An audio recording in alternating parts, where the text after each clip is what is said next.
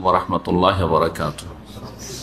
إن الحمد لله نحمده ونستعينه ونستغفره ونعوذ بالله من شرور أنفسنا ومن سيئات أعمالنا. من يهده الله فلا مضل له ومن يضلل فلا هادي له.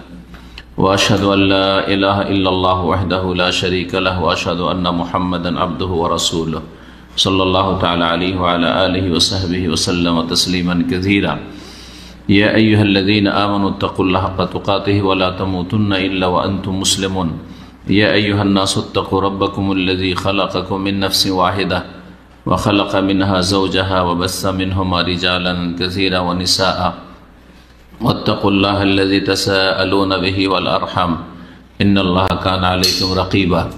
يا أيها الذين آمنوا اتقوا الله وقولوا قولا سديدا يصلح لكم أعمالكم ويغفر لكم ذنوبكم ومن يطع الله ورسوله فقد فاز فوزا عظيما. أما بعد فإن خير الحديث كتاب الله وخير الهدي هدي محمد صلى الله عليه وسلم وشر الأمور محدثاتها وكل محدثة بدعة وكل بدعة ضلالة وكل ضلالة في النار.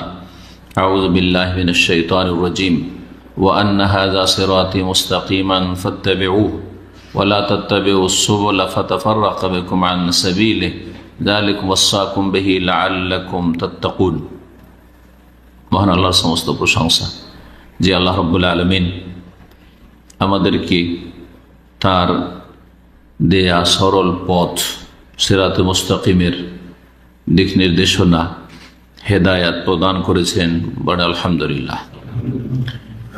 আল্লাহ রাব্বুল আলামিনের যে মনোনীত দিন, তার যে পথটি রয়েছে সে পথটি হচ্ছে সরল পথ, যাকে আল্লাহ কোরআনের ভাষায় সিরাতে মুস্তাকিম বলেছেন। একাধিক আয়াত। সোজা পথ, সরল পথ, সহজ পথ।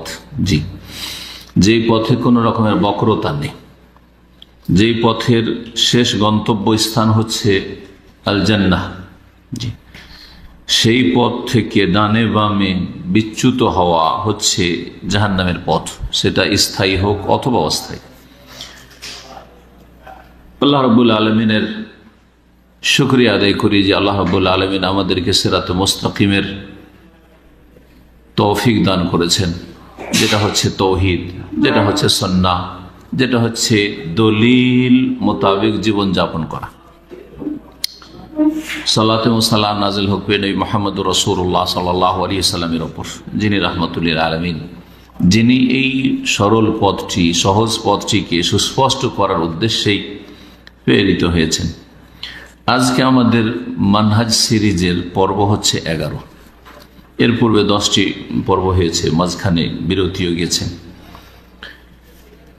এই আজকে 18 জমাদার সানি 1440 হিজরি, আর ইংরেজি তারিখ হচ্ছে আজকে 23 ফেব্রুয়ারি 2019 সাল। এই মানহাজ সম্পর্কে আমাদের বিভিন্ন আলোচনা আছে, তার মধ্যে আজকের আলোচনাটি হবে একটু ভিন্ন। আজকের আলোচনার বিষয়বস্তু হচ্ছে মানহাজে দ্বীনের প্রচারের ক্ষেত্রে মানহাজ,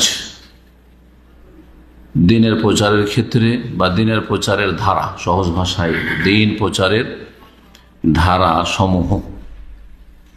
একটি ধারা হচ্ছে হক, সত্য, সিরাতে মুস্তাকিম, আর বাকি যে ধারাগুলি রয়েছে দ্বীনের প্রচার প্রসারের, সেগুলি হচ্ছে বিভ্রান্তিকর, সেগুলি হচ্ছে দলাল। ফামাযা বাদাল হক ইল্লা দলাল। আল্লাহ কোরআনে কারীমে ইরশাদ করেছেন যে সত্যের পরে, হকের পরে যা আছে তাই হচ্ছে দলাল, ভ্রষ্টতা, গুমরাহি। আজকের আলোচনাও শুরু করব কয়েকটি আয়াত এবং হাদিস দিয়ে, আর তারপরে তখন আসল বিষয় যে মানহাজের বিভিন্ন ধারাগুলি রয়েছে মুসলিম সমাজে, তার মধ্যে কোনগুলি হচ্ছে ভ্রান্ত আর কোনটা হচ্ছে সঠিক। সূরাতুল আনআমের আয়াত নম্বর 153 আল্লাহ রাব্বুল আলামিন ইরশাদ করেছেন, ওয়া আন্না হাযা সিরাতি মুস্তাকিমা, আর নিশ্চয়ই এটি হচ্ছে আমার সোজা পথ। সিরাতি মুস্তাকিমা, আমার পথ যা সোজা। ফাত্তাবিউহু, সুতরাং এই সোজা পথের, সরল পথের তোমরা সকলে অনুসরণ করো।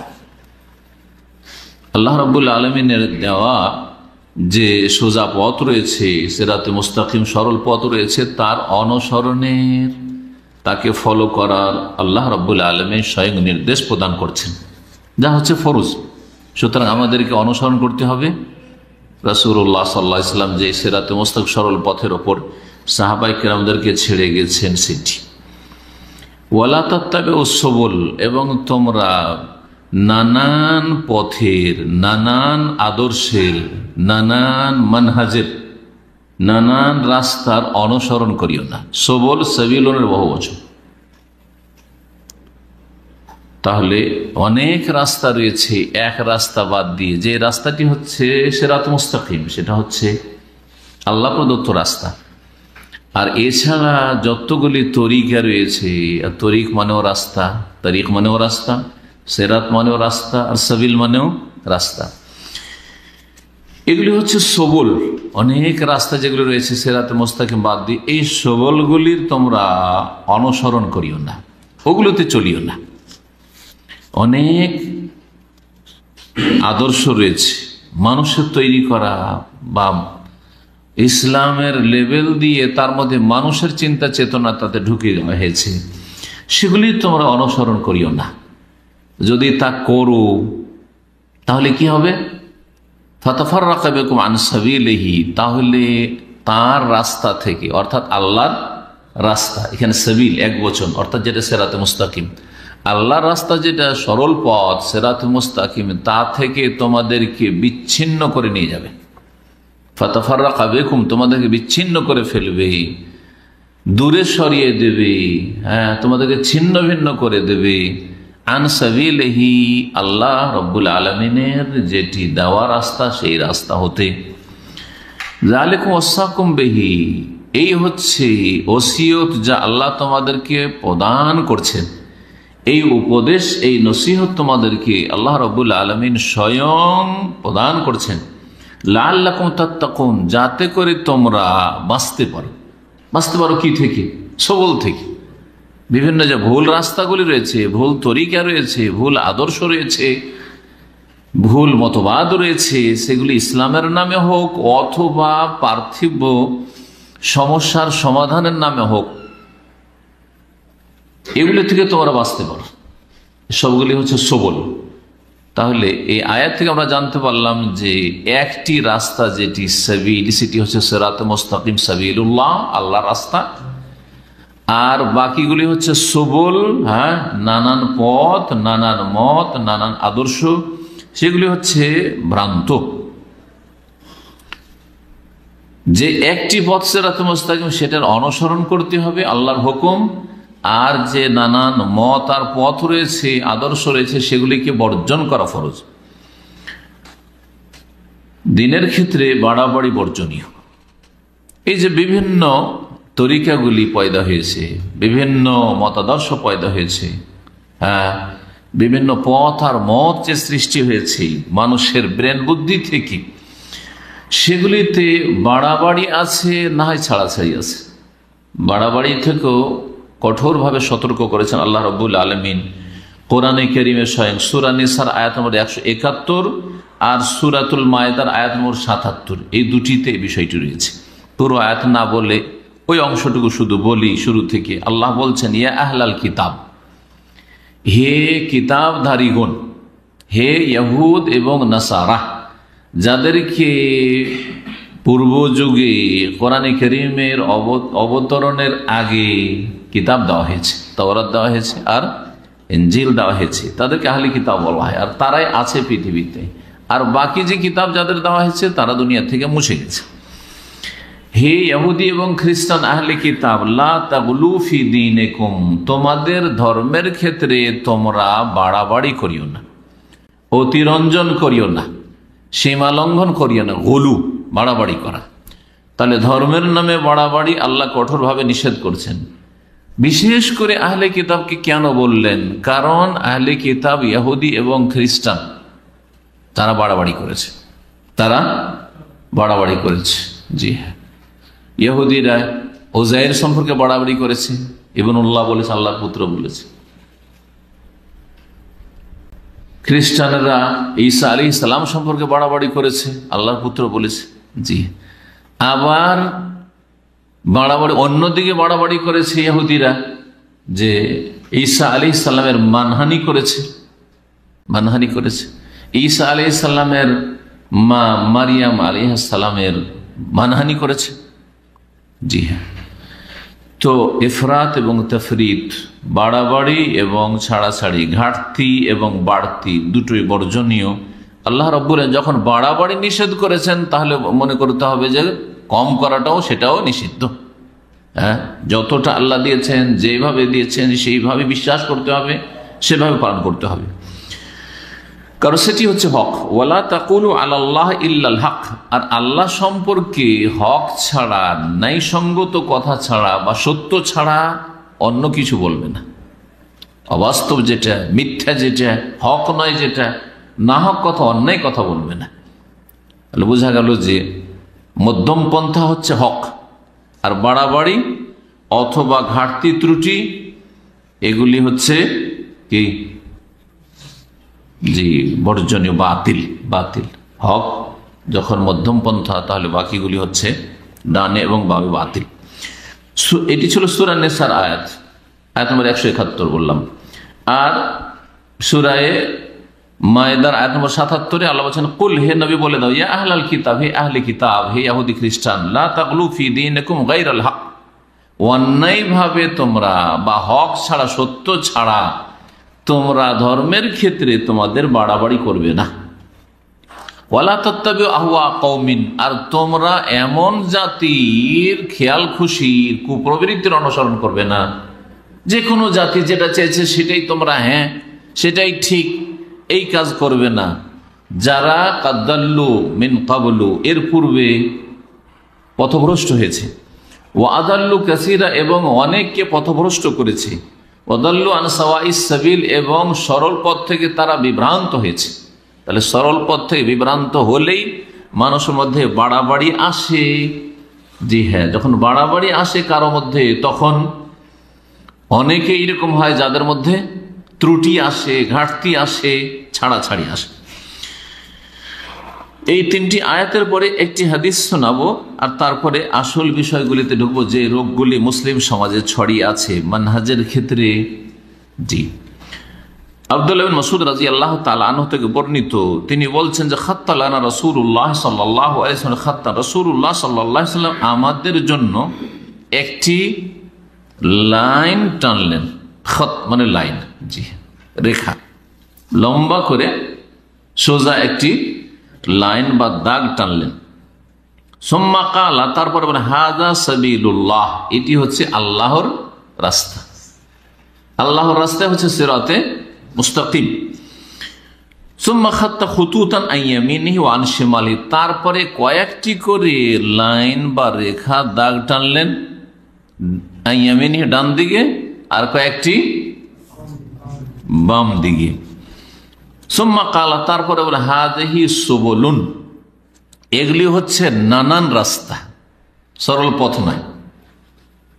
ডান দিকে এই রাস্তাগুলি হচ্ছে সবল, ছোট ছোট রাস্তা, যা আসল রাস্তা থেকে, যেটা রাজপথ, যেটা সিরাতে মুস্তাকিম ইসলামের, সেখান থেকে বেরিয়ে চলে গেছে ডানে বামে। একজন বর্ণনাকারী হাদিসের এই সনদে তিনি সবলের সাথে লাগিয়েছেন হাযিহি সুবুলুন মুতাফাররিকা, এগুলি হচ্ছে বিভিন্ন পথ, এগুলি হচ্ছে বিচ্ছিন্নকারী পথ, যেগুলি বিচ্ছিন্ন করে নিয়ে যায় আসল পথ থেকে।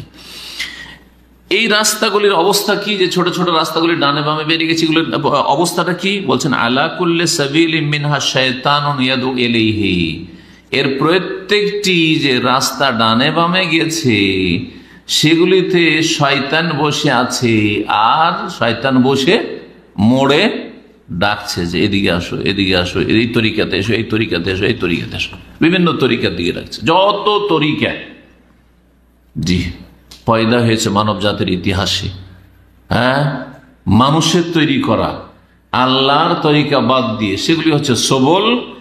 আর এই সবলের প্রত্যেকটির মোড়ে মোড়ে বসে আছে শয়তান, ইয়াদু এলে সেদিকে ডাকছে। আর তারপরে রাসূলুল্লাহ সাল্লাল্লাহু আলাইহি ওয়াসাল্লাম সূরাতুল আনআমের যে 153 নম্বর আয়াতটি প্রথমে শুরুতে বললাম, সেই আয়াতটি পাঠ করলেন এই হাদিসের সমর্থনে।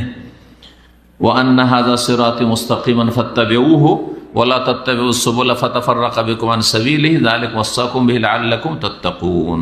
এটি হচ্ছে আমার সরল পথ, সেটির অনুসরণ করো, আর তোমরা নানান রাস্তার অনুসরণ করিও না, না হলে আল্লাহর রাস্তা থেকে তোমাদেরকে বিচ্ছিন্ন করে নিয়ে যাবে। মুসনাদ আহমদের 3928 নম্বর হাদিস, আল্লামা আলবানী হাদিসটিকে হাসান সহিহ বলেছেন। এখন যে বিভিন্ন মানহাজগুলি পাওয়া যাচ্ছে বর্তমান যুগে, এগুলো নিয়ে আলোচনা করি। যেগুলি সবল, যেগুলি সিরাতে মুস্তাকিম নয়, যেগুলি হচ্ছে ভ্রান্ত এবং বিভ্রান্তিকর, দাল্লুন মুদিল্লুন, ভ্রান্ত, নিজেও ভ্রান্ত আর বিভ্রান্তকারী, অন্যদেরকে বিভ্রান্ত করছে, এই আদর্শগুলি নিয়ে আলোচনা করব। তার সাথে সাথে শুরু করব যেটি সিরাতে মুস্তাকিম, সেটি দিয়ে। ইসলামের প্রচার প্রসার সবাই চায়, ইসলামের প্রচার প্রসার সবাই চায়, যত দল উপদল ইসলামের আছে সবাই চায়, কিন্তু আপন আপন অবস্থানের থেকে সবাই ইসলামের প্রচার চায়। কি এমন নয় যে আমার ইসলাম চাই না, এই কথা বলবে না যারা ইসলামের কথা বলে, কথা ঠিক কিনা? সেই আকীদার হইলেও ইসলামের প্রচার প্রসার চায়, যে ইসলাম ফলুক আর ফুলুক, ফলন হোক ইসলামের। আর যারা ভ্রান্ত ইসলামে আছে তারাও চায় যে ইসলাম ফলুক ফলুক, ইসলামের ফলন হোক, চাই তারা। কিন্তু সবাই নিজের নিজের অবস্থানে থেকে চায়, সবাই নিজের নিজের তরিকাই চাই। এই তরিকাগুলি কোরআন সুন্নাহর আলোকে কতটা ঠিক আর কারটা ঠিক আর বাকিগুলো হচ্ছে ভ্রান্ত, এটা হচ্ছে জানার অত্যন্ত গুরুত্বপূর্ণ বিষয়।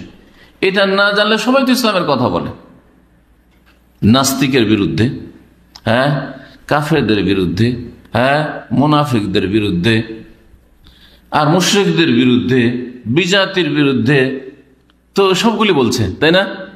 সবগুলি বলছে, কম আর বেশি সবগুলি বলছে। কিন্তু আসলে তারাও যদি তাদের ভ্রান্ত হয়ে থাকে, তাহলে এই বলাতে তো কোনো ফল হবে না। নিজেরাই নিজের ইসলামকে ধ্বংস করেছে, নিজেরাই নিজেদের তৌহিদকে ধ্বংস করে, নিজেরাই নিজের সুন্নতকে দাফন করছে, নিজেরাই বেদাতের প্রচার প্রসার করছে, নিজেরাই শিরকের প্রচার প্রসার করছে, আর বলছে আমরা ইসলামের খাদেম, তৌহিদি জনতা। এই তৌহিদি জনতা এখন আম ভাষা সব দলের জন্য হয়েছে। শিরিক করছে তাও তৌহিদি জনতা, বেদাত করছে তাও তবুও তৌহিদি জনতা, সব তৌহিদি জনতা এরা। প্রথম শুরু করি, 5টি ইসলামের ধারা আজকে আলোচনা করব। ইসলাম প্রচার প্রসারে 5টি ধারা, 5টি তরিকা, 5টি মানহাজ। তার মধ্যে প্রথম হচ্ছে সালাফি মানহাজ সম্পর্কে আলোচনা করব। আহলুল হাদিস বা আসহাবুল হাদিসদের মানহাজ সম্পর্কে আলোচনা করব। জি, সালাফে সালেহিনের মানহাজ সম্পর্কে আলোচনা করব। যেই মানহাজ, যেই আদর্শ হচ্ছে রাসূলুল্লাহ সাল্লাল্লাহু আলাইহি ওয়াসাল্লাম এবং সাহাবায়ে কেরামদের ছেড়ে যাওয়া তরিকার ধারাবাহিকতা। জি, ওই তরিকা, ওই আদর্শের উপর যারাই আছে তারাই হচ্ছে সালাফি মানহাজের লোক, তারাই হচ্ছে সালাফদের অনুসারী।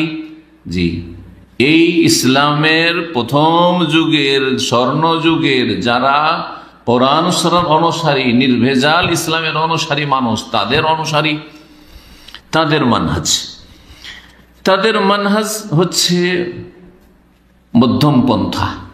জি, তারা হচ্ছে মধ্যমপন্থী এবং তাদের মানহাজটা হচ্ছে মানহাজুল ওয়াসাতিয়া, মানহাজুল ইতিদাল, মধ্যম পন্থা। জি, আর ইসলাম হচ্ছে মধ্যম পন্থা, কারণ সালাফদের মানহাজ এর অপর নামই হচ্ছে ইসলাম, ইসলাম তার অপর নামই হচ্ছে সালাফে সালেহিনের মানহাজ।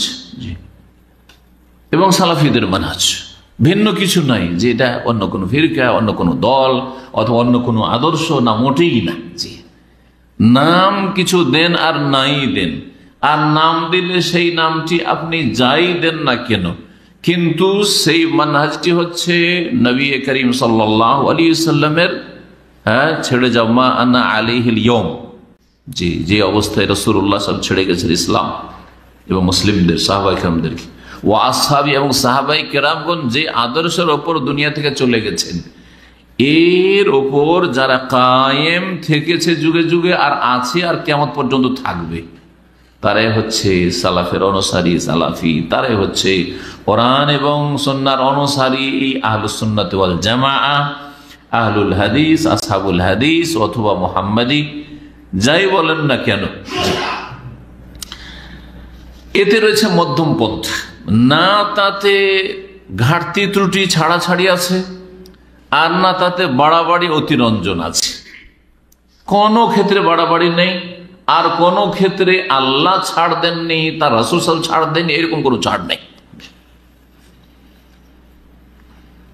তাদের দাওয়াতের মূল উদ্দেশ্য সংক্ষেপে যেহেতু বলতে হচ্ছে, দু চারটি কথাতে শেষ করি প্রত্যেকটি মানহাজ সম্পর্কে। তাদের মানহাজ হচ্ছে, তাদের মূল লক্ষ্য উদ্দেশ্য হচ্ছে তাওহীদ, তাওহীদকে প্রতিষ্ঠা করা ব্যক্তি জীবনে, পারিবারিক জীবনে, আর তারপরে সামাজিক জীবনে, আর জীবনের যতগুলি ক্ষেত্র রয়েছে সমস্ত স্তরে তাওহীদ প্রতিষ্ঠা করা হচ্ছে তাদের মূল লক্ষ্য উদ্দেশ্য। আর সেটি হচ্ছে সর্বপ্রথম ফরজ মানুষের জীবনে, মানব জীবনে সবচেয়ে সর্বপ্রথম যে ফরজটি সেটি হচ্ছে তাওহীদ, আউয়াল ওয়াজিব।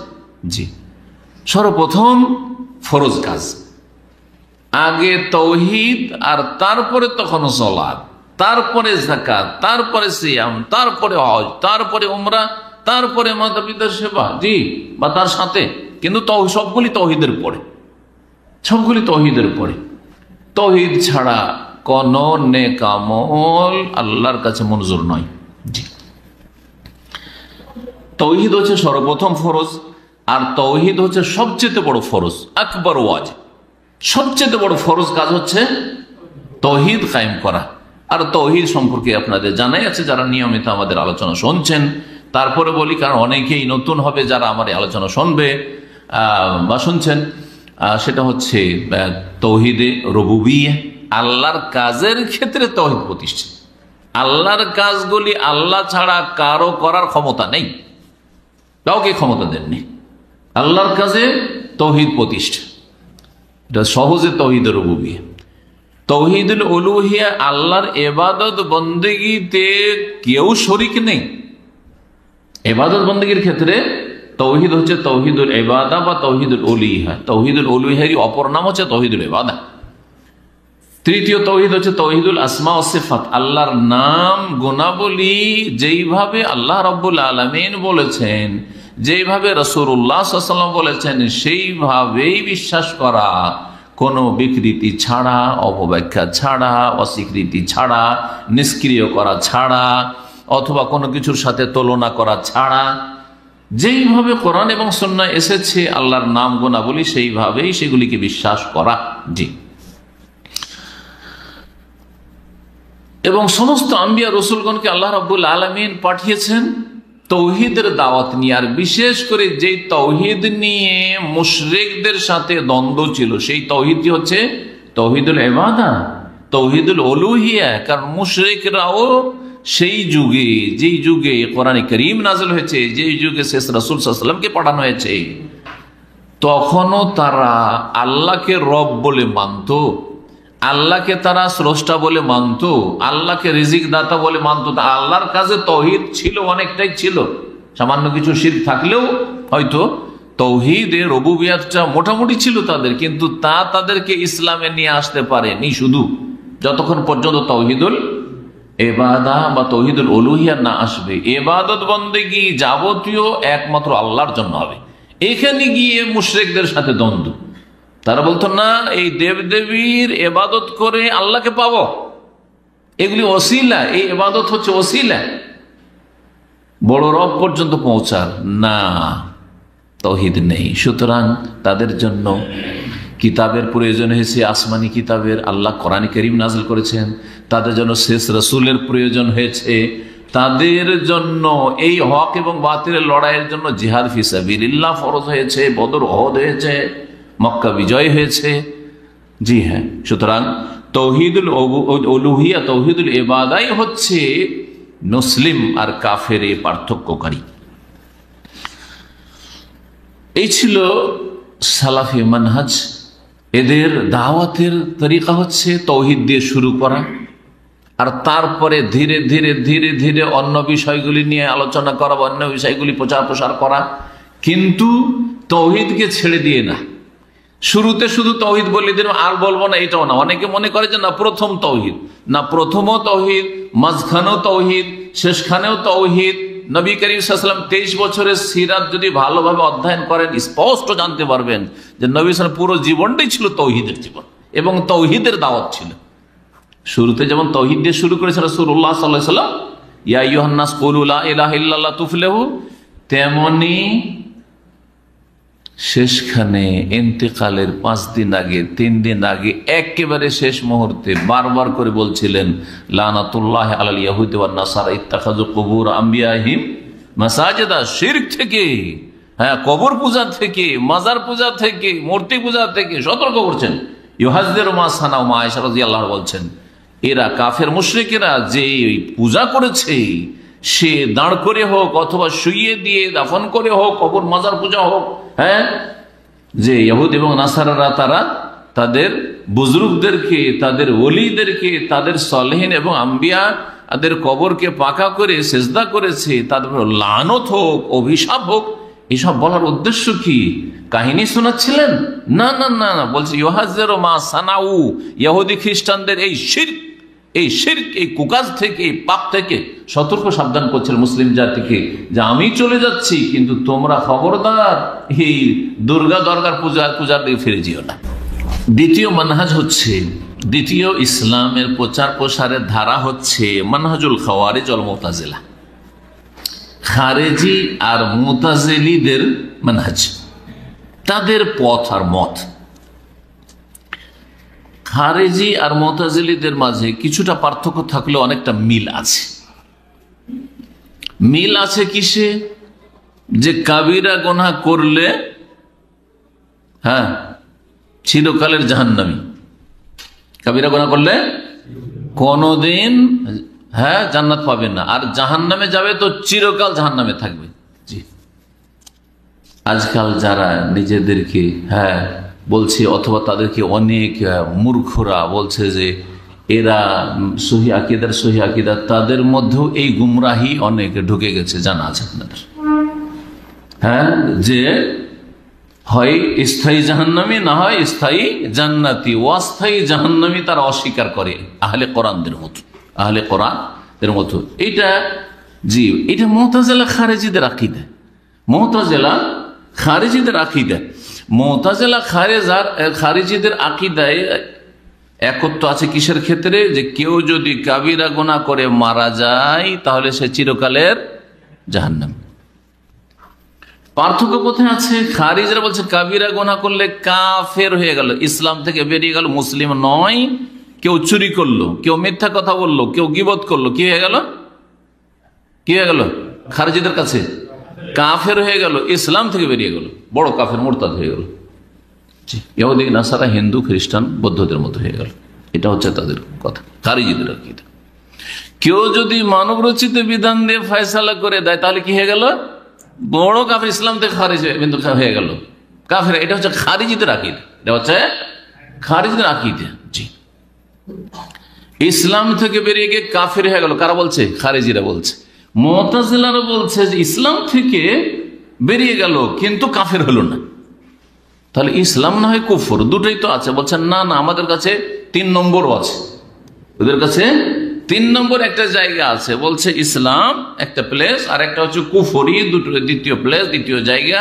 আর তৃতীয় জায়গা হচ্ছে যে দুটোর মাঝখানে একটা জায়গা, আল মানজিলা বাইন আল মানজিলাতাইন, 2 স্থানের মাঝখানে একটা স্থান আছে। তাহলে ওদের কাছে যেই ব্যক্তি কাবিরা গুনাহ করলো, যদি মানব রচিত বিধান দিয়ে ফয়সালা করে, তাহলে সে মুসলিমও না, মুতাজিলাদের কাছে সে মুসলিমও না আর সে কাফেরও না। মুসলিমও না কাফের না, দুনিয়াতে মুসলিম বলবো না আর কাফেরও বলবো না, এটা বলছে মুতাজিলারা। তাহলে মরলে কি হবে? মরলে সিধা স্থায়ী জাহান্নাম, চিরকাল জাহান্নাম। খারেজিরা কাবিরা গুনাহ করলো, কাফের হয়ে গেছে, তো মরলে কি হবে? চিরকাল জাহান্নাম। ওখানে কি এক হয়ে গেল মুতাজিলা আর খারিজি, খাওয়ারিজ আর মুতাজিলা এক হয়ে গেল। খাওয়ারিজদের সম্পর্কে অনেকের ধারণা যে খারিজিরা এক যুগে ছিল, আলী রাদিয়াল্লাহু তাআলা আনহুর যুগে ছিল খারিজিদের ফিতনা। অনেকেই এইভাবে গুমরাহ করে। আর খারিজি নেই না, আছে, বরং এখনকার খারিজিরা আরো ভয়ঙ্কর। ওরা ছিল প্রাচীন খারেজি, আর বর্তমান খাওয়ারেজ হচ্ছে নব্য খাওয়ারেজ। হ্যাঁ, নতুন খারেজিরা। জি, খারেজি মানে আবার অনেকে বুঝতে গিয়ে ভুল করে, খারেজি মানে ইসলাম থেকে খারেজ হয়ে কাফের বলে ওদেরকে। এই ফতোয়া বাড়াবাড়ি। এই ক্ষেত্রে যদিও ইখতিলাফ আছে আহলে সুন্নাতের উলামাদের, কিন্তু সঠিক হচ্ছে খারেজি মানে রাসূলুল্লাহ সাল্লাল্লাহু আলাইহি ওয়াসাল্লামের আদর্শ থেকে তারা বেরিয়ে গেছে, কিন্তু ইসলাম থেকে বেরিয়ে যায়নি। তারা বড় ফাসেক, গুনাহগার, পাপিষ্ট, অপরাধী। জি, কিন্তু তারা কাফের হয়ে যায়নি যে বলবে খারেজি মানে কাফের আর খারেজি মানে চিরকালে জাহান্নামী। না না, এটি হচ্ছে সঠিক মত। তাহলে এদেরকে খারেজি কেন বলা হয়? খারেজ আনিল ইসলাম না, ইসলাম থেকে বেরিয়ে যাওয়া নয়, বরং খারেজ আন মানহাজ আহলি সুন্নাত ওয়াল জামাত, আহলি সুন্নাত ওয়াল জামাতের মানহাজ থেকে, আদর্শ থেকে তারা বেরিয়ে গেছে। এক। দুই নম্বর কথা, মুসলিম শাসকের আনুগত্য থেকে তারা বেরিয়ে যায়। পুরাতন খারিজি যারা ছিল, খলিফায়ে রাশেদ আলী রাদিয়াল্লাহু তাআলা আনহুর আনুগত্য থেকে, যে আনুগত্য আল্লাহ ফরজ করেছে উলিল আমরি মিনকুমের মাধ্যমে, যে আল্লাহর আনুগত্য করো, আতিউল্লাহ ওয়া আতিউর রাসূল, রাসূলের আনুগত্য করো সাল্লাল্লাহু আলাইহি ওয়াসাল্লাম, আর ওয়া উলিল আমরি মিনকুম মানে মুসলিম শাসকের কি করো? আনুগত্য করো, যা আল্লাহ ফরজ করেছেন। এরা বলল যে আলী আপনাকে মানি না, শুধু মানি না নয়, অস্ত্র ধরলো, আলী রাদিয়াল্লাহু তাআলা আনহুকে শহীদ করলো। এই খারিজি ইবনে মুলজাম তাদের একজন বড় খারিজি। এবং সেই দিনে তাদের প্ল্যান ছিল যে মুআবিয়াকে সেই দিনে খুন করবে ফজরের নামাজে রাদিয়াল্লাহু আনহু, তারপরে আমর ইবনে আসকেও খুন করবে। কিন্তু দুইজন আল্লাহর হুকুম, আল্লাহর ফয়সালায় বেঁচে গেলেন। একজনের উপর আক্রমণ হইলেও আহত হলেন, কিন্তু নিহত হইলেন না, বেঁচে গেলেন। আর আরেকজন সেই দিন ফজরের নামাজে আসেননি, যে কোনো কারণে বেঁচে গেছে। ফজরের নামাজে কত বড় খারেজিরা মারাত্মক, যে নামাজের অবস্থায় মারবো, কত বড় সওয়াবের কাজ মনে করে মুসলিম খুন করাকে এই খারেজিরা। এটা ছিল প্রাচীন খারেজি। আজকাল খারেজি ওর চাইতে কম না, মসজিদে এরা বোমা ব্লাস্টিং করে। জি, নিরীহ মানুষরা হাটে বাজারে, যেখানে অসংখ্য জনগণের ভিড়ভাড়, সেখানে তারা বোমা বিস্ফোরণ ঘটায়। এই রকমের কাজগুলি এই নব্য খারিজিরা করছে। এই খারিজিদের মানহাজ কি? খারিজিদের মানহাজ হচ্ছে মানহাজুল গুলু, বাড়াবাড়ির মানহাজ। বাড়াবাড়ি, কাবিরা গুনাহ করলে কাফের, কাবিরা গুনাহ করলে চিরকালে জাহান্নাম। যখন কাফের হয়ে গেল তাহলে রক্তকে দিল হালাল করে, যখন রক্ত হালাল তাহলে মারো।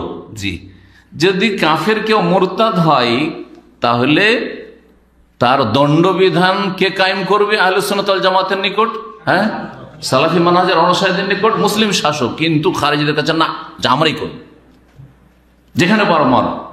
জি, সুতরাং মুসলিম শাসকরা যদি কোনো গুনাহ করে, বিভিন্ন গুনহার কারণে মারো ওদেরকে, রক্ত হালাল করে দিল। মুসলিম শাসকদের যারা কর্মকর্তা আছে, চাকরিজীবী আছে, আদালতে হোক অথবা যে কোনো প্রতিষ্ঠানে, সরকারি প্রতিষ্ঠানে হোক, তাদের রক্তকে হালাল মনে করে দিল। এ হচ্ছে খারিজিদের চরম পন্থা। জি, এদের প্রথম যে মানহাজ সেটা তাকফির, কবিরা গুনার কারণে কাফের বলে ঢালাহারে আখ্যায়িত করা। দুই নম্বর হচ্ছে ইস্তেবাহাতুদ দিমা, মুসলিমদের রক্তকে হালাল মনে করা, মুসলিমের রক্তকে হালাল মনে করা কাবিরা গুনার কারণে। তিন নম্বর মানহাজ হচ্ছে নিজেরা অস্ত্র ধরে জি খুন করা, খুন করে সোজা করবো। তাহলে তারা ইসলাম প্রচার করতেছে কিভাবে? মানুষ খুন করে ইসলাম প্রচার করতে চায়, মানুষকে খুন করে মেরে ঠিক করতে চায়। এটা কোরআন এবং সুন্নাহ শিখায় নাই। জি হ্যাঁ, কোরআন সুন্নাহ এটা শেখায়নি, ভালো করে শুনে রাখে। তো এই হচ্ছে চরমপন্থা খারেজিদের, যেই খারেজিদের ফিতনা মুসলিম দেশগুলিতে ভয়ঙ্কর আকার ধারণ করে আছে। খারেজিদের ফিতনা হচ্ছে সবচেয়ে বড় ঝুঁকি এখন। জি, এমন কি শুধু মুসলিম শাসকদের সম্পর্ক না, যদি কোরআন সুন্নাহর আলেমরা হক কথা বলে তাদের রক্তকে হালাল মনে করে, তাদের উপর মুনাফিকের ফতোয়া দেয়, তাদের উপর মুনাফিকের ফতোয়া দেয়।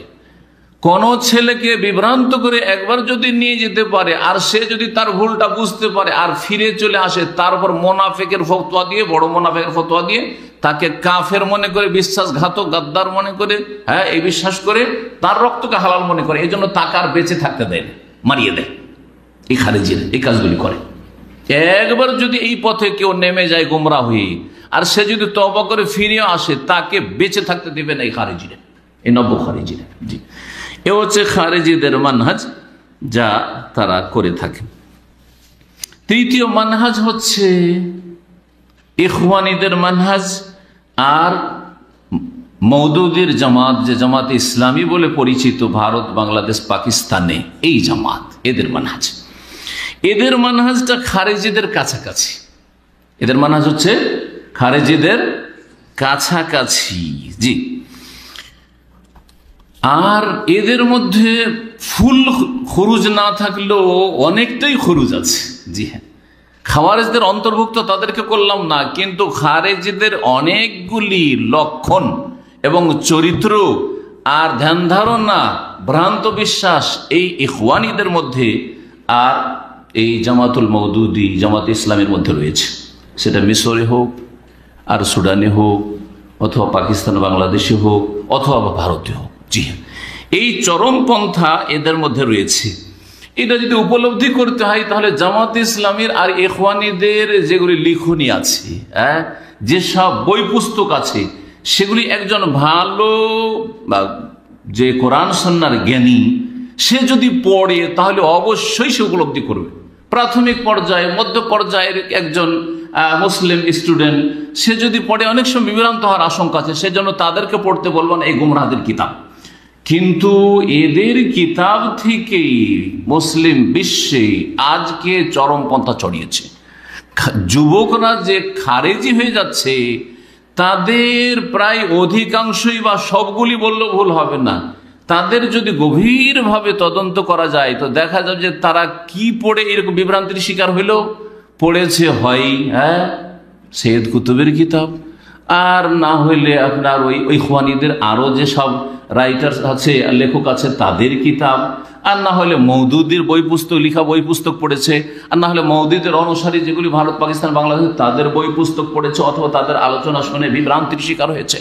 কারণ আমার 8-9টি আলোচনা এই জামাতগুলির ওপর হয়ে আছে, আর ইনশাআল্লাহ তাআলা সেগুলি মানুষের কাছে পৌঁছে যাবে ইনশাআল্লাহ খুব শীঘ্রই।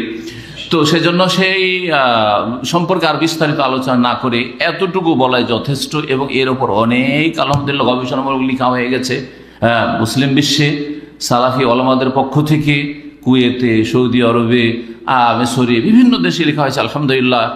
এবং স্পষ্ট করে দেওয়া হয়েছে যে যতগুলি খারিজি, নব্য খারিজি পয়দা হচ্ছে, এদেরকে ইন্ধন যোগাচ্ছে এই ইখওয়ানুল মুসলিমিন ব্রাদারহুড আর মুসলিম ব্রাদারহুড যাদেরকে বলা হচ্ছে, আর এই যে জামাত ইসলামী যাদেরকে বলা হচ্ছে মওদুদির জামাত, এদের বই পুস্তকগুলি ইন্ধন যোগাচ্ছে। এগুলি পড়ে চরমপন্থার শিকার হচ্ছে, আর তারপরে একসময় অস্ত্র ধারণ করছে, আর তখন ফুল খারিজি হয়ে যাচ্ছে ফতোয়ার ক্ষেত্রে, আর শাসকদের ওপর ঢালাহারে কাফের বলে আখ্যায়িত করার বাড়াবাড়ির ক্ষেত্রে।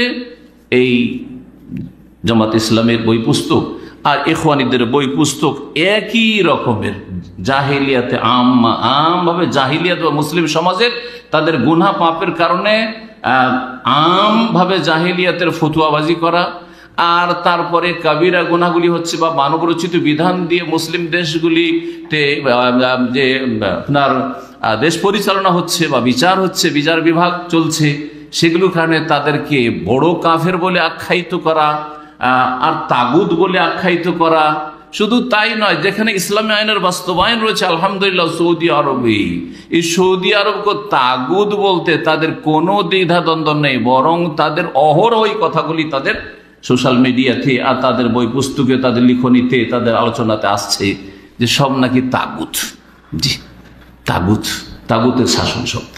তো এরাও অনেকটাই খাওয়ারেজ। এই তৃতীয় পন্থা, এদের পন্থাটা কি? এদের পন্থা হচ্ছে মুসলিম শাসকদেরকে কাফের বলা, তাগুত বলা। একদিকে মুসলিম শাসক যারা বিভিন্ন গুনাহে জড়িয়ে আছে ব্যক্তি জীবনে অথবা রাষ্ট্রীয় জীবনে, তাদের ওপর কাফের বলে ফতোয়াবাজি, বাড়াবাড়ি।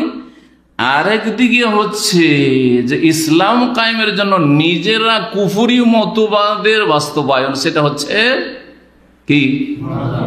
গণতন্ত্র, ডেমোক্রেসি। গণতন্ত্র কুফরি মতবাদ।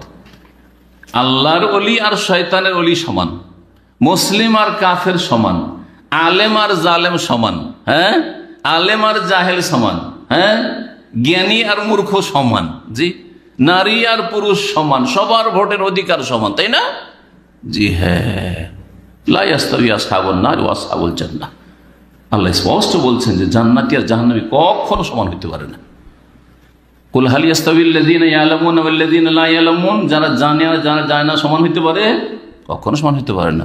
আলো অন্ধকার সমান হতে পারে? রৌদ্র ছায়া সমান হতে পারে? এই সব কথা করার একটা মজুদ রয়েছে। আর এদের কাছে এদের সংশয়টা শুনে, এদের বইগুলি পড়েছি, নাম বলতে চাইছি না, বাংলাদেশের একজন যে বিখ্যাত মওদুদির পরে যিনি দুনিয়া থেকে চলে গেছেন, তো ওনার কিতাবে যে সংশয় আর যুক্তি শুভাত, এরা শুভাত সংশয়ের শিকার। জি হ্যাঁ, কি যে যদি আজকাল আমরা গণতান্ত্রিক পদ্ধতিতে না আসি, তাহলে রাষ্ট্রীয় ক্ষেত্রে ইসলাম কেমন করে কায়েম করব? যেন আল্লাহ তাদের উপর ফরজ করে ওহী করেছে যে তোমাদেরকেই রাষ্ট্রীয় ক্ষেত্রে ইসলাম কায়েম করতে হবে। সেটা যদি সঠিক পথে না পাও তো গণতন্ত্রের কুফরি পথ দিয়ে হইলেও করবে। এটা বলেছেন নাকি আল্লাহ? চিন্তা করেন আপনি। বলছে যেহেতু সারা বিশ্বের সমস্ত দেশগুলি গণতান্ত্রিক পদ্ধতিতে আপনার রাষ্ট্রীয় ক্ষমতায় আসছে, সুতরাং আমরা যদি গণতান্ত্রিক পদ্ধতি না আসি তাহলে কি করে ইসলাম কায়েম করব বা একামতে দিন করব? একামতে দিনের ব্যাখ্যা যে এত তাহরিফ, এত বিভ্রান্তিকর তাদের কাছে। জি, একামতের এই জন্যই আলোচনা করেছে, আমার লম্বা আলোচনা রয়েছে, এবং আশা করি যার অন্তর খোলা থাকবে তার হেদায়েতের জন্য যথেষ্ট। যে একামতের দিন কখন বলবো? দিন কায়েম।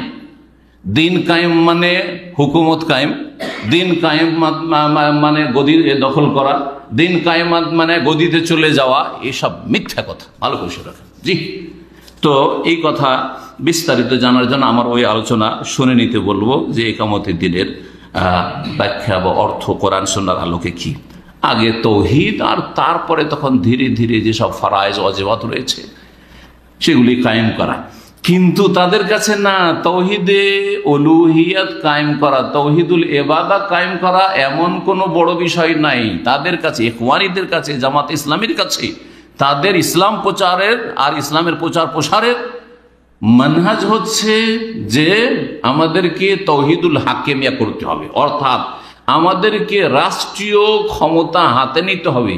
এর মাধ্যমে আমরা তখন যখন রাষ্ট্রীয় ক্ষমতা পেয়ে যাব, তখন আমরা সবকে ঠিক করে নেব, তখন সমাজকে ঠিক করে নেব, পরিবারকে ঠিক করে নেব, ব্যক্তিকে ঠিক করে নেব, দেশকে ঠিক করে নেব, অর্থনীতিকে ঠিক করে নেব। আগে আমাদেরকে ক্ষমতায় পাঠিয়ে দাও। এখন এটা যেহেতু সূরার মাধ্যমে পাওয়া যাচ্ছে না, এইটা যেহেতু খোলাফা রাশেদিনরা যেভাবে এসেছেন সেভাবে পাওয়া যাচ্ছে না, তো কি করতে হবে? তাহলে বলছে আজকাল যেহেতু গণতান্ত্রিক পদ্ধতি চলছে, এই পথে আমাদেরকে আসতে হবে। তাই এই গণতন্ত্রের কুফরিতে তারা নেমে গেছে। একদিকে কুফরি থেকে পালাবার জন্য যারা গুনাহগার শাসক তাদের উপর কুফরির ফতোয়া লাগিয়েছে, আর একদিকে গণতন্ত্রের কুফরিতে নিজেরাই লিপ্ত হয়ে গেছে। এ হচ্ছে তাদের ইসলাম সম্পর্কে ধ্যান ধারণা। তারপরে আরেকটি রোগ রয়েছে, বড় রোগ এই জামাত ইসলামের ইখওয়ানীদের মধ্যে, সেটা হচ্ছে রাফেজি শিয়াদের সাথে বন্ধুত্ব, দোস্তি। এই রাফেজি শিয়াদের সাথে এত বন্ধুত্ব তাদের, আর এত তাদের মিত্রতা, যে তারা সাহাবায়ে কেরামদের সমালোচনা করতে ছাড়েনি। ওসমান রাদিয়াল্লাহু তাআলা আনহু রক্ষা পায়নি এদের তিক্ত জবান থেকে, এদের বিষাক্ত জবান থেকে। মুআবিয়া রাদিয়াল্লাহু তাআলা আনহু রেহাই পাননি, আমর ইবনে আস রাদিয়াল্লাহু তাআলা রেহাই পাননি। এদের যে বিষাক্ত ভাষা, এসব ভাষা থেকে আর মানহানি থেকে সাহাবায়ে কেরামরা রক্ষা পাননি। আল্লাহ রাব্বুল আলামিন যেন এই গুমরাহ পথ থেকে আর এই গুমরাহির পথ থেকে আমাদের হেফাজত করেন এবং আমাদেরকে সঠিক বিষয়টি বুঝার তৌফিক দান করেন। 4 নম্বর ইসলামের ধারা হচ্ছে বা ইসলাম প্রচার প্রসারের তরিকা হচ্ছে সুফি, পীরপন্থী, মাজারপন্থী, বেরেলবিদের তরিকা। বেরেলবিদের তরিকা, জি হ্যাঁ, এদের তরিকা হচ্ছে যে এদের মধ্যে যতগুলি সুফিজমের তরিকত আছে, জি সব তরিকা এদের মধ্যে আছে। আর এই তরিকাগুলির মধ্যে যত রকমের কুফর আর শিরকি আকীদা আর ইলহাদ আর ইসলাম বিরোধী কথা হতে পারে সবকিছু মজুদ রয়েছে, সমস্ত আকীদা মজুদ রয়েছে। এদের মধ্যে রয়েছে ওয়াহদাতুল ওজুদের আকীদা, যেগুলোর ব্যাখ্যা করা সবাই এখন নেই। এদের মধ্যে রয়েছে হুলুলের আকীদা, এই ওয়াহদাতুল ওজুদের আকীদার প্রবক্তা হচ্ছে ইবনে আরবি, আর আপনার হুলুলের আকীদার প্রবক্তা হচ্ছে হোসেন মনসুর হাল্লাজ। এরা প্রশংসা করে, এরাই শুধু প্রশংসা করে না, আর এক তরিকার লোকও এই হোসেন মনসুর হাল্লাজের প্রশংসা করে। সুতরাং এদের মধ্যে মিত্রতা, যেটা 5 নম্বরে বলবো, 4 নম্বরটা এখন শেষ করি। এরা সুফিজমে চরমপন্থী, একবারে কবর মাজার পূজায় একবারে সীমা ছড়িয়ে গেছে এরা। এদের কাছে পাকা কবরের কোথাও সন্ধান পেলেই হলো, সেখানে সবকিছু পাওয়া যায়। জি, এই হচ্ছে ভারত পাকিস্তানে এরা বেরেলভি নামে পরিচিত। বাংলাদেশে এদেরকে বেরেলভি নামটি আলেমরাই জানে, বাকিরা রেজভি বলে জানে অনেকে। আর এই রেজভি বা বেরেলভি অনেক ভাগে বাংলাদেশে বিভক্ত, কারণ বাংলাদেশে সুফিজমটা আরো বেশি আছে, কম নেই ভারত আর পাকিস্তান চাইতে, কম নেই। সুতরাং ওখানে বিভিন্ন, আবার এই এক বেরেলভি কয়েক তরিকাতে ভাগ হয়েছে। সুতরাং দেখা যাচ্ছে যে দেওয়ানবাগি এরাও বেরেলির অন্তর্ভুক্ত, আটরসি এরাও বেরেলভির অন্তর্ভুক্ত, আর আপনার ফুলতুলি এরাও বেরেলভির অন্তর্ভুক্ত, আর এরকম মাঝভান্ডারি এরাও বেরেলভির অন্তর্ভুক্ত। জি হ্যাঁ, আর সারসেনা যেটা আছে আর ফুরফুরা, এটা হাফ বেরেলভি আর হাফ দেওবন্দি। জি, এদের সম্পর্কে স্টাডি করে ভালো গবেষণা করে দেখলাম যে এদের আকীদাতে কিছু বেরেলভি আকীদাও আছে, আর এদের আকীদা আমলে কিছু দেওবন্দি তরিকা আছে। দেওবন্দি কিছু বুজুর্গেরও প্রশংসা করে, আবার এদিকে বেরেলভি মেলা আকীদা এদের মধ্যে রয়েছে। জি, এ হচ্ছে অবস্থা মাঝামাঝি সারসিনা আর ফুরফুরা। কারণ এই তরিকাগুলি সম্পর্কে বলে দেওয়া জরুরি, না হলে মানুষ বুঝবে না, তাই আজকে একটু খুলেই বলে দিলাম যাতে করে বুঝতে পারে। তো এই ছিল বেরেলভির তরিকা। বেরেলভিরা ইসলামের প্রচার প্রসার কি দিয়ে করতে চায়? যেখানে আল্লাহর ওলির নামে কোথাও মাজার আছে, মাজারের খিদমতের মাধ্যমে, এ ওলি আউলিয়াদের খেদমতের মাধ্যমে, ওদের কবরের মাজারের খেদমত, ওদের তো খেদমত নাই, ওদের নামে যেসব মাজার কবর আছে এগুলির খেদমত করলে ইসলাম শক্তিশালী হয়ে যাবে। জি জি, আর এদের মধ্যে সমস্ত রকমের শিরক মওজুদ রয়েছে, এদের মধ্যে সমস্ত রকমের শিরকি আকীদা মওজুদ রয়েছে। এরা নামে মাত্র আল্লাহর বান্দা, কিন্তু বাকি তাদের সমস্ত চাওয়া পাওয়া গায়রুল্লাহর কাছে, চাওয়া পাওয়া সব হচ্ছে গায়রুল্লাহর কাছে। জি হ্যাঁ, গৌসুল আজম তাদের কাছে, আব্দুল কাদের জিলানী থেকে শুরু করে, খাজা মঈনুদ্দিন চিশতি থেকে শুরু করে যতগুলি পীরের তরিকত আছে আর পীরেদের মাজার আছে প্রসিদ্ধ ভারত, পাকিস্তান, বাংলাদেশে, তাদের কাছে তারা সবকিছু চায় আর মনে করে সবকিছু তারা দিতে পারে, দেওয়ার ক্ষমতা রাখে। এই হচ্ছে তাদের শিরকি আকীদা। জি, আর এর সাথে সাথে আরেকটা তাদের কাজ হচ্ছে, এটার মাধ্যমে তারা বড় ইসলামের খেদমত করে, সেটা হচ্ছে কেউ যদি তাওহীদের কথা বলে, কেউ যদি সুন্নতের কথা বলে, তাদের ওপর ঢালাহারে কুফরির ফতোয়া দেওয়া। সুতরাং তাদের কাছে সবচেয়ে বড় কাফের আহমদ রেজা খান, বেরেলি শহরের লোক ছিলেন আহমদ রেজা খান, ইংরেজ আমলে। তো এর নামেই এই ফিরকাটাকে বেরেলি বলা হয়। আর আহমদ রেজা যেহেতু ওর নাম ছিল, সেই জন্য এর নামেই বাংলাদেশে ওদেরকে কি বলা হয়, রেজবি বলা হয়। এই আহমদ রেজা খানের ভাষা এত মানে নিচু শ্রেণীর ছিল যে নাম ধরে ধরে সবচেয়ে বড় কাফের তার কাছে। এবং তার যতগুলি শিষ্য পয়দা হয়েছে ভারত উপমহাদেশে, সবার কাছে নাম সবচেয়ে বড় কাফের তাদের কাছে হচ্ছে আহলে হাদিসরা, ওহাবি যাদেরকে বলছে তারা সবচেয়ে বড় কাফের তাদের কাছে। তার সাথে সাথে একই রকম সৌদি আরবের আলেম ওলামা, শাসক আর জনগণ, এ বেরেলবিদের কাছে। এবং শুধু তাই নয়, যদি কেউ সন্দেহ করে যে ওয়াহাবি কাফের নয়, তাহলে সেও কাফের, কথা তাদের কিতাব মজুদ রয়েছে। জি, এত চরমপন্থী এরা এই তাকফিরের ফতোয়ার ক্ষেত্রে আহলুত তাওহীদ সম্পর্কে। আহলুত তাওহীদ ভারত উপমহাদেশের, ভারত বাংলাদেশ পাকিস্তানের হচ্ছে আহলুল হাদিস, এরা হচ্ছে সত্যিকার তৌহিদবাদী। আর আরবের আহলুত তাওহীদ, আরবের লোকের, আরবের উলামায়ে কেরাম, আরবের শাসক, যে দেশে আলহামদুলিল্লাহ তৌহিদ কায়েম হয়েছে আর কায়েম আছে আলহামদুলিল্লাহ, আর কায়েম থাকবে, আল্লাহ যেন কায়েম রাখেন। এবং আল্লাহ রাব্বুল আলামিন যেন কোরআন সুন্নাহ অনুসারে আহলে হাদিসদেরকেও তৌহিদের দাওয়াতকে মুখ্য করে পেশ করার তৌফিক দান করেন, এবং আল্লাহ রাব্বুল তাদেরকে যেন ভালো কাজের তৌফিক দান করেন, এবং এই বাতিলের পাশাপাশি বসবাসের ক্ষেত্রে তাদের দুর্বলতা থেকে মুক্ত হওয়ার তৌফিক দান করেন। তো এদের কিতাব ভরপুর হয়ে রয়েছে এই তাকফিরি ফতোয়াতে আহলে তাওহীদ সম্পর্কে, সৌদি আরব সম্পর্কে আর আহলে হাদিস সম্পর্কে। 5 নম্বর পন্থা হচ্ছে দেওবন্দীদের পন্থা আর তবলিগীদের পন্থা। দেওবন্দি তবলিগি একই জিনিস। জি হ্যাঁ, দেওবন্দীদেরই একটা দিক হচ্ছে এই চিল্লাত তরিকায় তবলিগ। মাওলানা ইলিয়াস দেওবন্দি বড় আলেম ছিলেন। তো এই দেওবন্দি আর তবলিগি এদের মানহাজ হচ্ছে ইসলামের প্রচার প্রসারের ক্ষেত্রে আর এক আলাদা মানহাজ। এদের মানহাজ কি? এদের মানহাজের একটা দিক হচ্ছে যে এরাও সুফি, এদের মধ্যে সুফিবাদের যতগুলো তরিকা আছে সব তরিকা মজুদ আছে। তরিকার ক্ষেত্রে বেরেলবিদের থেকে কম না। বেরেলবিদের মধ্যে যত তরিকা আছে এদের মধ্যে সব অতগুলি তরিকা আছে। এই জন্য চরমনাইদের কিতাব যদি পড়ে থাকেন আপনারা বা পড়ে, তো দেখবেন যে কতটি তরিকা আছে? 126 তরিকা। 126 তরিকা। প্রথম 4 তরিকা, আর 4 তরিকা থেকে শাখা প্রশাখা হয়ে 126 তরিকা হয়েছে। 4 তরিকা মশহুর, যেগুলো প্রসিদ্ধ তরিকা ভারত উপমহাদেশে বিশেষ করে, সেগুলি হচ্ছে কাদেরি তরিকা, নকশবন্দি তরিকা, চিশতি তরিকা আর সাহারওয়ার্দী তরিকা।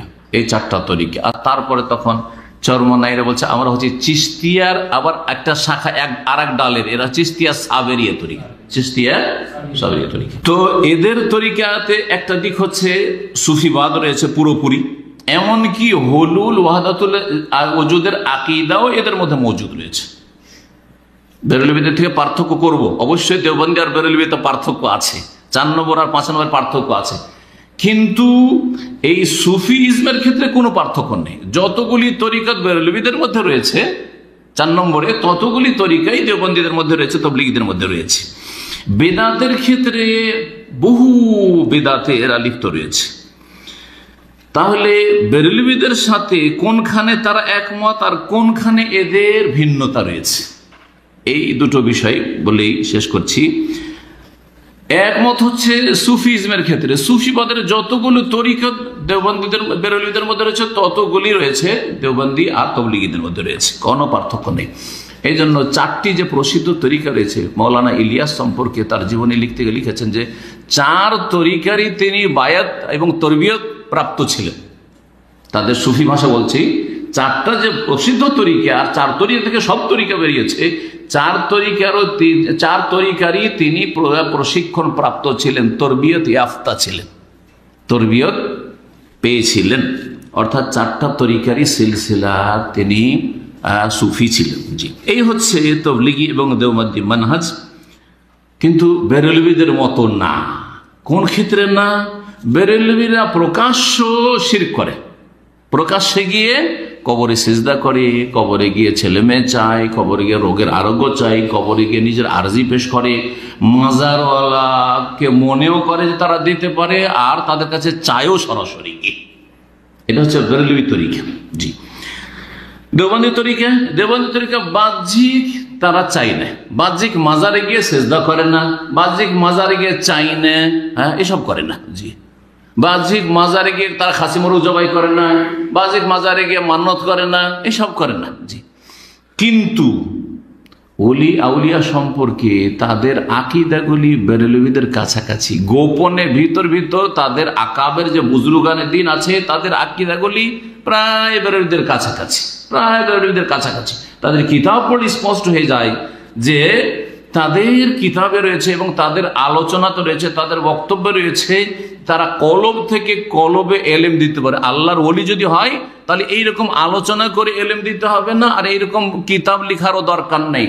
অন্তর থেকে কলব থেকে ওস্তাদ যিনি হবেন পীরে কামেল, তিনি মুরিদানদেরকে কলব থেকে কলবে এলেম মুন্তাকিল করতে পারবেন, না দিতে পারবেন। জি, এই কথা তাদের আলোচনা তাদের কিতাবাদিতে ভরপুর রয়েছে। জি, এসব বিশ্বাসী তারা, এই জন্য। আর তারপরে তাদের মৃতরা যে মরেও গেছে, হ্যাঁ তাদের ওলি আউলিয়ার হায়াত রয়েছে। জি, আর তারা অসাধারণ ক্ষমতাও রাখে, এইসব কথাও রয়েছে। তারা এই জন্যই তাদের বিপদ আপদে অথবা কোনো কিছুর প্রয়োজন হইলে এই আকীদা রাখে, চাই না গিয়ে কিন্তু আকীদা রাখে যে এই ওলি আউলিয়ার কবর থেকে তাদের সুফি ভাষায় বলছে ফাইজ আছে, ফাইজ মানে বরকত প্রবাহিত, ফাজা এফিজ মানে প্রবাহিত হয়ে আসে, ফাইজ বরকত প্রবাহিত হয়ে আসে, পাওয়া যায়, তাবাররুক হাসিল হয়। জি হ্যাঁ, বরকত হাসিল হয়। জি হ্যাঁ, ওখান থেকে কিছু আসে, অন্তর আলোকিত হয়ে যায়, ইত্যাদি ইত্যাদি, এইরকম মেলা কথা তাদের রয়েছে। যার ফলে যারা জি দেওবন্দে পড়াশোনা করেছে, দীর্ঘ সময় থেকেছে, বিশেষ করে পরীক্ষার সময় দেওবন্দের যে প্রসিদ্ধ কবরস্থান রয়েছে সেখানে ছাত্রদের ভিড় ভাড় থাকে। কি জন্য থাকে? ওই অলি আউলিয়া নেক বান্দারা যে কবরে শুয়ে আছেন, ওদের কবর কাছে গেলে ওখান থেকে ফাইজ আসবে, আর অন্তরটা মুনাওয়ার আলোকিত হয়ে যাবে, আর তারপরে তখন পরীক্ষা সহজ হয়ে যাবে। এইরকম আকীদাগুলি লুকিয়ে লুকিয়ে গোপনে আছে। পার্থক্যটা তাহলে শিরকের ক্ষেত্রে, জি এরা লুকিয়ে, এদের আকাবের বুজুর্গদের মধ্যে শিরকি আকীদা ওয়াহদাতুর ওজুদ আর হুলুলের আকীদা আছে। আর লুকিয়ে কেমন করে বলবো, সব ক্ষেত্রে লুকিয়ে। আপনারা জানেন দেওবন্দি আলেম বাংলাদেশে অনেকে আছে, তার মধ্যে এটা হচ্ছে অলিপুরি, তাই না? আছে না নেই? আর এই টাইপের মেলাগুলি আছে। তাদের বক্তব্য, এরা কিন্তু দেওবন্দি, এরা বেরোলবি নয়, দেওবন্দি এরা বক্তা, দেওবন্দি আলেম। তাদের আলোচনাতে আছে যে হুসেন মানসুর হাল্লাজ যে বলেছে আনাল হক দিয়ে কি হয়েছে, সে আল্লাহর বড় ওলি হয়েছে। এটা আপনি ইন্টারনেটে পাবেন তাদের আলোচনাতে, জি ছড়িয়ে ছিটিয়ে আছে, প্রসিদ্ধ। ফার্সি শের পড়ছে শেখ সাদির, আর শের কবিতা হচ্ছে দলিল যে আনাল হক বলেছিল কে? হোসেন মানসুর হাল্লাজ। আনাল হক মানে কি? হক মানে আল্লাহ, হক আল্লাহর একটি নাম। আনাল হক মানে আমি আল্লাহ। বলছে আনাল হক সে বলেছিল, নিজের দিকে তাকায়নি, নিজেকে আল্লাহতে বিলীন করে দিয়ে, সেই জন্য সে আল্লাহর বড় ওলি হয়েছে। আর ফেরাউনও আনাল হক বলেছিল, মানে আনা রব্বুকুমুল আলা বলেছিল। এবং ফেরাউনও কি বলেছিল? আনাল হক, যে আমি রব, আমি হচ্ছি আল্লাহ। কিন্তু ফেরাউন নিজের দিকে তাকিয়ে এই কথাটি বলেছে, সেজন্য সে বড় কাফের হয়েছে। কত সুন্দর পার্থক্য দেখলেন না? দেওবন্দি বক্তা, দেওবন্দি আলেমের, এ হচ্ছে তাদের ইসলামের মানহাজ। আর এই ইসলামী তারা প্রচার প্রসার করে। যা কিছুই শিখাক না কেন শিরক মুক্ত না, যা কিছুই শিখাক না কেন বিদআত মুক্ত না। এ হচ্ছে 5 নম্বর মানহাজ। এই 5টি বলে দিলে আশা করি প্রায়গুলি হয়ে গেছে। তবে একটা বলা আর জরুরি, সেটা হচ্ছে বর্তমান যুগে যেহেতু ইখওয়ানিদের ওপর আর জামাতিদের ওপর বিভিন্ন জায়গাতে যে কড়া দৃষ্টি রয়েছে, শক্ত দৃষ্টি রয়েছে, এবং তাদের পানিশমেন্ট হচ্ছে, যার ফলে এরা এখন আত্মগোপন করে অনেকে সালাফি সেজেছে, অনেকে সালাফি সেজেছে। এই যে মানহাজটি, এদের মহাব্বত হচ্ছে ইখওয়ানি জামাতিদের সাথে। এরা পৃষ্ঠপোষকতা করে, সুযোগ পেলেই এরা ভিতর ভিতর সব কিছু ঠিক আছে জামাত ইসলামী ইখওয়ানিদের সাথে, কিন্তু নিজেকে সালাফি বলে প্রকাশ করে। আর এদেরকে আমাদের অনেক দিনই ভাইরা সালাফি বক্তা বলে দেয়, সহি আকীদার আলেম বলে দেয়, সহি আকীদার বক্তা বলে দেয়। এই রকমের সংখ্যা বিশেষ করে আজকাল অনেক বেশি, কারণ আরব দেশগুলিতে ইখওয়ানি আর জামাত ইসলামী নিষিদ্ধ ঘোষণা হয়েছে। আর তারপরে বাংলাদেশের অবস্থা বুঝতে পারছে যে জামাত ইসলামী বিলুপ্ত হতে যাচ্ছে, আর তাদের দুর্দশার অবস্থা দেখছেন, কারণ তারা দাওয়াতের গুরুত্ব না দিয়ে তারা রাষ্ট্রীয় ক্ষমতার গুরুত্ব বেশি দিতে গেছে। যখন দিতে গেছে তখন এই সাজা শাস্তিগুলো নেমে এসেছে, এটা বুঝতেই পারছেন। যার ফলে এরা তখন শুরু করেছে কি, দেখেন এদের সালাফি মানহাজ এবং সালাফি আলেমদের সাথে চরম বিদ্বেষ আছে। এরা সালাফি মানহাজ যদি নিজের স্বার্থে ব্যবহার করতে বা এতদিন পর্যন্ত ব্যবহার করতে পেরেছিল, আর তাদের অধিকাংশ ইলেকশনে ভোটগুলি আসতো কিন্তু আহলে হাদিস এলাকা থেকে বাংলাদেশে, যার ফলে খুব খুশি ছিল যে আহলে হাদিসগুলিকে আমরা ব্যবহার করতে পারছি। কিন্তু যখন আমাদের আহলে হাদিস ভাইয়েরা আলহামদুলিল্লাহ সহি আকীদা সহি মানহাজ বুঝতে শিখেছে, আর চোখটা খুলে গেছে, আর তাদের কিছু ভুল ধরা শুরু হয়েছে, তখন তাদের একজন বড় বক্তা সাহেব আর বড় আলেম বলছে যে আমরা কখনো কল্পনা করতে পারিনি যে আমাদেরকে আহলে হাদিসের বিরুদ্ধে মুখ খুলতে হবে। এটা তার একটা আলোচনার অংশ। এখন মুখ খুলতে তারা বাধ্য আহলে হাদিসের বিরুদ্ধে, কারণ আহলে হাদিসরা জামাত ইসলাম আর ইখওয়ানীদের মানহাজের ভুলগুলি ধরছে আর সরে যাচ্ছে তাদের থেকে সেই জান্ডা। এখন মুখ খুলতে বাধ্য আহলে হাদিসদের সম্পর্কে, সালাফিদের সম্পর্কে। 2 নম্বর তার বিষাক্ত কথা হচ্ছে যে আল্লামা আলবানী রাহিমাহুল্লাহ মুহাদ্দিস কিন্তু ফাকিহ নয়। অর্থাৎ এই কথাটির ব্যাখ্যা আছে, জি এই কথার ব্যাখ্যা আছে। এই কথার ব্যাখ্যা দেওবন্দে যেসব ছাত্র আমাদের বন্ধু বান্ধব লেখাপড়া করেছে তাদেরকে ওস্তাদের এই কথাই বলে ইমাম বুখারী সম্পর্কে একই কথা।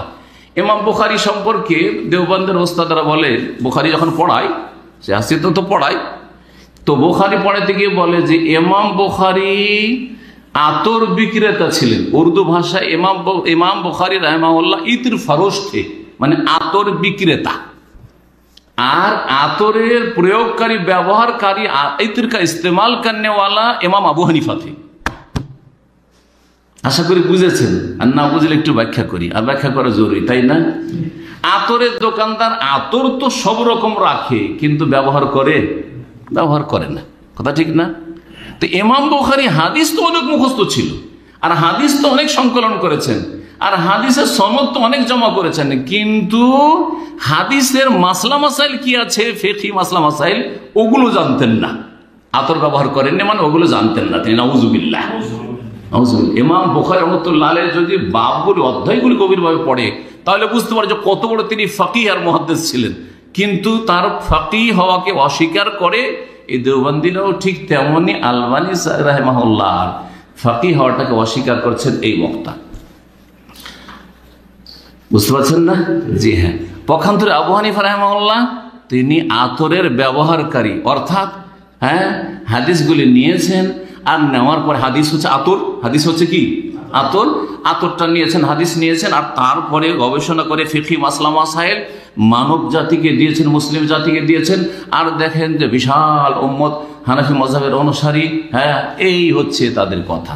নিঃসন্দেহে ইমাম আবু হানিফা রাহিমাহুল্লাহ বড় একজন ইমাম ফাকিহ, কিন্তু ইমাম বুখারীর মানহানি করে তাকে শুধু মুহাদ্দিস বলবেন আর ফাকিহ হওয়াকে অস্বীকার করবেন, দিয়ে বাড়াবেন, এর প্রয়োজন করেন না। কারো মান সম্মান কেড়ে নিয়ে কারো মান সম্মান বাড়াবেন, এটা হচ্ছে গুমরাহি। আর আপন জায়গায় একমত যে ইমাম আবু হানিফা আপন জায়গায় বড় একজন ইমাম এবং ফাকিহ, আর ইমামে বুখারী রাহিমাহুল্লাহ তিনিও একজন বড় ইমাম এবং মুহাদ্দিস ফাকিহ, এতে কোনো সন্দেহ নেই। আল্লাহ যেন আমাদেরকে বুঝার তৌফিক দান করেন।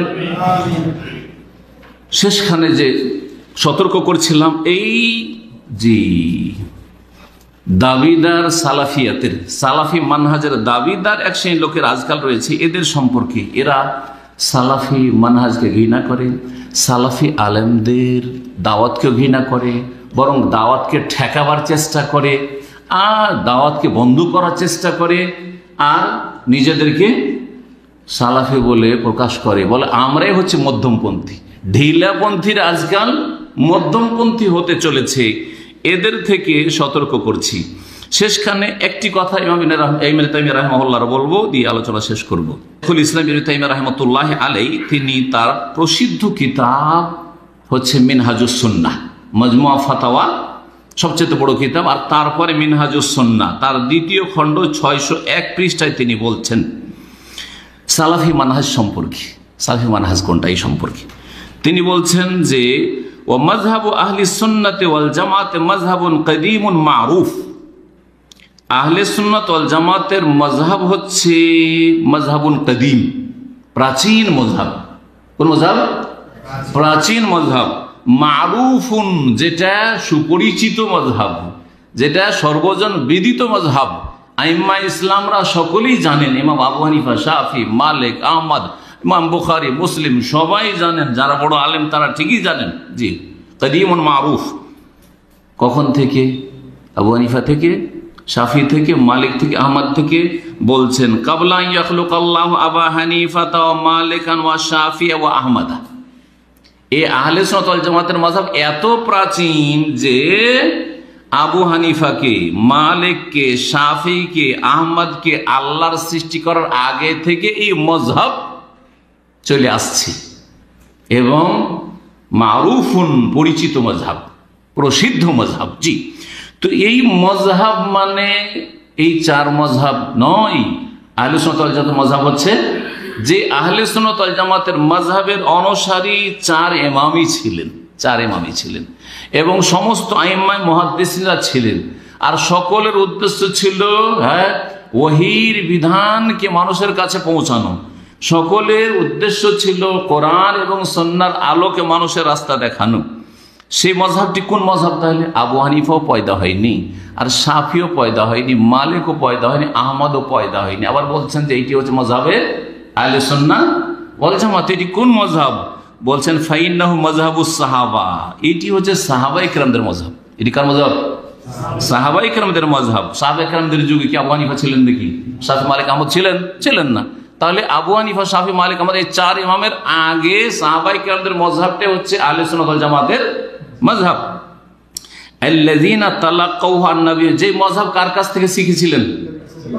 নবীর কাছ থেকে হাসিল করেছিলেন। ওমান খালাফা যালিকা কানা মুবতাদিআন ইনদা আহলি সুন্নাত ওয়াল জামাত। এই মাযহাবের কেউ যদি বিপরীত পথে যায় তাহলে সে মুবতাদি, বেদাতি হবে আহলে সুন্নাত ওয়াল জামাতের নিকটে।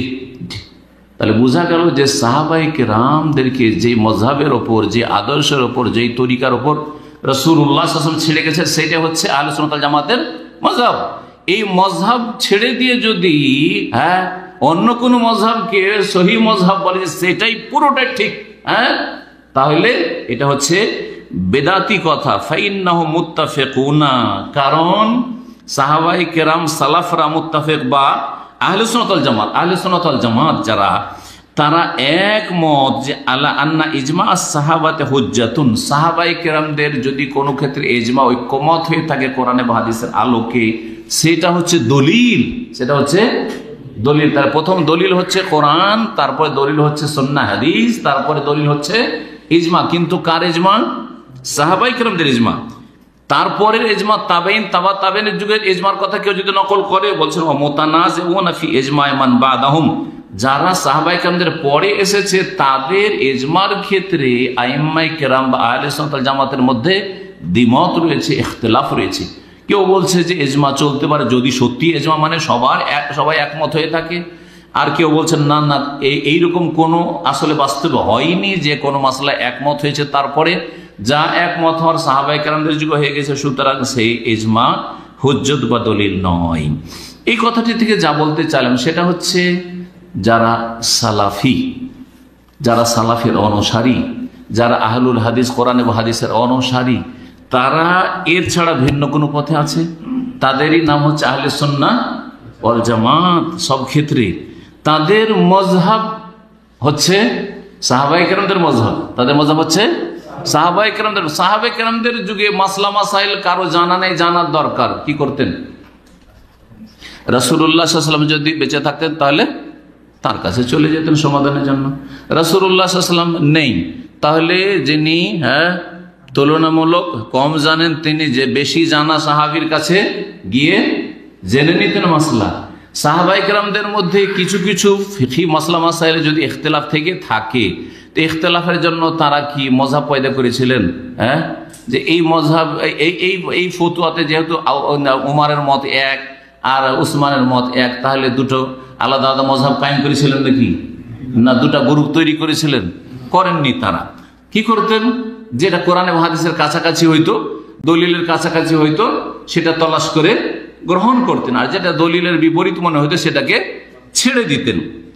ঠিক ওই রকমই আবু হানিফা, শাফি, মালিক, আহমদ এই চার ইমামের ফতোয়ার ক্ষেত্রে যেটা দলিলের কাছাকাছি হবে সেটা নিয়ে নেব, সেটা আবু হানিফার কথা হইতে পারে, শাফি, মালিক, আহমদ কারো কথা হইতে পারে।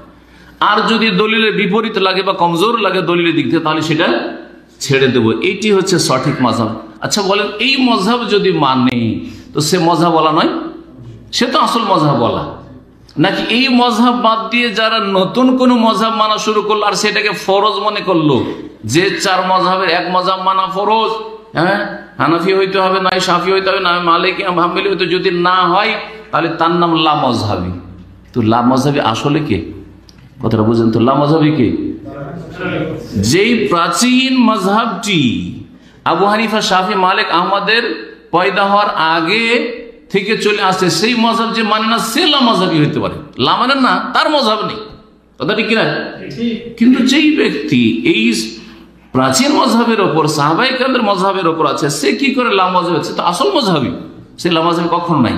এবং মানহাজের ক্ষেত্রে মনে রাখতে হবে যে সাহাবায়ে কেরামদের যে মানহাজটা ছিল, সাহাবায়ে কেরামরা কারো ভুল হয়ে গেলে, শাসকের ভুল হয়ে গেলে একা গিয়ে উপদেশ দিতে, নসিহত করতেন, স্টেজে বলতেন না, হ্যাঁ জনগণের সামনে বলতেন না মানহানি করার জন্য, হ্যাঁ আর অস্ত্র ধরার পথেও তারা ছিলেন না খারেজিদের মতো, জি হ্যাঁ, আর তাদের মানহানি করতে হবে, অপদস্থ করতে হবে এইরকম মনোভাবও তাদের ছিল না, বরং নির্জনে তারা নাসিহা করতেন, যে নাসিহার কথা এর আগের মানহাজের আলোচনাগুলিতে করেছি। আল্লাহ যেন আমাদেরকে বোঝার তৌফিক দান করেন, এবং যে মানহাজগুলি নিয়ে আলোচনা করলাম এর মধ্যে হকের আলোচনা হইল আর বাতিল সম্পর্কে সতর্কীকরণ হইল। আল্লাহ বাতিল থেকে আর বিভ্রান্তি থেকে আমাদেরকে বেঁচে থাকার তৌফিক দান করেন, এবং আল্লাহ হককে গ্রহণ করার তৌফিক দান করেন, আর আল্লাহ রাব্বুল আলামিন আমাদেরকে ভুল থেকে বেঁচে থাকার তৌফিক দান করেন। আর কোথাও যদি ভুল হয়ে যায় তো আল্লাহ যেন আমাদেরকে মাফ করে দেন, ভুলের উপর আমাদেরকে কায়েম না রাখেন। আল্লাহ আমাদেরকে সবসময় সংশোধন করার তৌফিক দান করেন। সুবহান রাব্বিকা রাব্বিল ইজ্জাতি আম্মা ইয়াসিফুন ওয়া সালামুল মুরসালিন আলহামদুলিল্লাহি রাব্বিল আলামিন।